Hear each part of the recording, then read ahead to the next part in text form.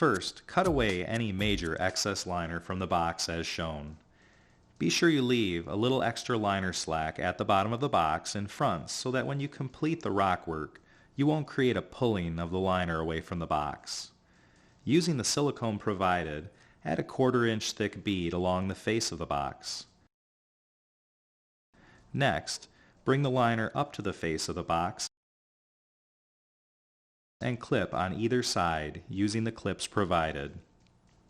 Now bring the weir up to the face of the box and push into position. There is a return edge on the weir that will allow you to hold the weir into position on the box. Using a cordless drill, sink the self-drilling screws into the holes provided, beginning at the top left and then top right of the weir. The third screw should be drilled into the middle location along the bottom of the weir. Work your way to each side, drilling a screw into each hole provided. Once all screws are installed, cut away the liner from the waterfall spillway and discard. We suggest using the remaining silicone to fill in the space between the weir and the box. Use your finger to smooth out any excess silicone. Finish off the area by backfilling up to within 1/2 inch of the top of the box.